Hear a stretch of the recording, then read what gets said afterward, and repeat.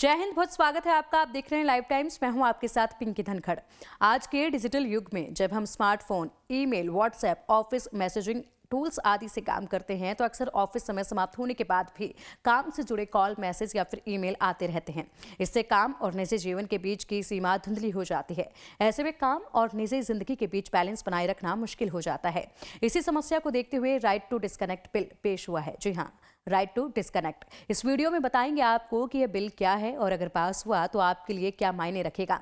Right to disconnect bill 2025 यह प्रस्ताव करता है कि हर कर्मचारी को यह अधिकार हो कि वह कार्यालय समाप्ति के बाद या छुट्टियों के दौरान काम से जुड़ी call, email, message, video call आदि का जवाब देने से मना कर सके, बिना किसी डर या फिर दंड के। इसका मतलब है कि ऑफिस बंद होने के बाद स्विच ऑफ करना, टाइम ऑफ लेना और अपने निजी समय को सुरक्षित करने का अधिकार आपके पास होगा।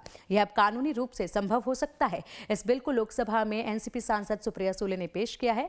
कारण यह है कि लगातार डिजिटल कनेक्टिविटी, बाद के घंटे काम करना, तुरंत प्रतिक्रिया की अपेक्षा जैसे चलन ने वर्क लाइफ बैलेंस को बिगाड़ दिया है। लोग काम खत्म होने के बाद भी ऑफिस से जुड़े रहते हैं, जिसके कारण बर्नआउट, तनाव, नींद की समस्या और मानसिक थकावट जैसी समस्याएं बढ़ रही हैं। बिल के पीछे यही चिंता है और इसलिए इस बिल को लाया गया है। ऑफिस समय के बाद कोई कॉल, ईमेल या फिर मैसेज का जवाब देना जरूरी नहीं रहेगा। कर्मचारी इसे मना कर सकते हैं यदि कोई संस्था या फिर कंपनी इस कानून का उल्लंघन करती है, यानी कर्मचारियों को मजबूर करती है, तो उस संस्था के खिलाफ एक सजा प्रस्तावित है, जिसमें कुल कर्मचारियों के वेतन का 1% जुर्माना शामिल हो सकता है। इसके अलावा यदि कर्मचारी काम के बाद अतिरिक्त काम करता है तो ओवर टाइम पे या फिर अतिरिक्त भुगतान मिलना जरूरी होगा, जैसा कि प्रस्ताव में है। साथ ही एक संस्था भी बनेगी जिसको कहा गया है एम्प्लॉइज वेलफेयर अथॉरिटी, जो इस बिल के प्रावधानों की निगरानी करेगी। यह देखेगी कि कर्मचारी कंपनी की बातचीत, समय सीमा, डिजिटल कम्युनिकेशन आदि सही हो। और चलिए अब जानते हैं कि आखिर क्यों है यह बिल महत्वपूर्ण, इसके फायदे क्या हैं। तो सबसे बड़ा लाभ निजी और काम का समय अलग करने का अधिकार मिलना, ताकि कर्मचारी मानसिक रूप से आराम कर सके, तनाव कम हो, नींद ठीक रहे, पारिवारिक जीवन प्रभावित ना हो। इसी के साथ डिजिटल वर्क कल्चर, जहां लोग दूर से कभी भी काम कर सकते हैं, ने काम और निजी लाइफ के बीच की सीमाएं मिटा दी थी। यह बिल उन्हीं सीमाओं को फिर से तय करता है। अगर लागू हुआ तो काम करने वालों को आजादी मिलेगी कि वे काम खत्म करके अपने निजी समय की रक्षा कर सकें, जिससे जॉब सेटिस्फेक्शन बढ़ सकता है, कर्मचारी बेहतर महसूस कर सकते हैं और बर्नआउट कम हो सकता है। और अब चुनौतियां और बातें जो समझने के लिए काफ़ी ज़रूरी हैं। तो सबसे पहले बात यह है कि एक प्राइवेट मेंबर बिल है, मतलब इसे पेश किया गया है लेकिन अभी यह पास नहीं हुआ है।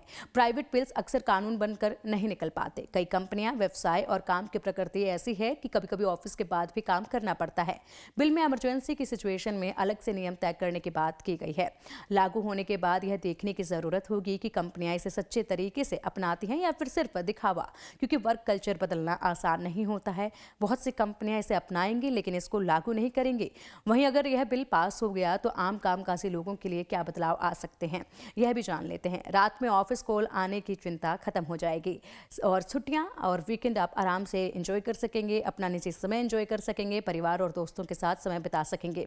असली ऑफ टाइम महसूस हो सकता है। ओवर टाइम काम के लिए पारिश्रमिक मिलना बेहतर हो सकता है। काम और निजी जीवन में संतुलन सुधरने की संभावना, जिससे मानसिक स्वास्थ्य, जीवन गुणवत्ता बेहतर हो सकती है। तो कुल मिलाकर राइट टू डिस्कनेक्ट बिल 2025 एक ऐसा प्रस्ताव है जिसे देखना है कि काम की जरूरत और कर्मचारियों की निजी जिंदगी दोनों में संतुलन कैसे बनाए रखा जाए। अगर इसे सही तरीके से लागू किया गया तो यह भारत में कामकाजी लोगों के लिए, विशेष रूप से उनके लिए जो लंबे समय तक और दूर से काम करते हैं, एक बड़ा राहत का कदम साबित होगा।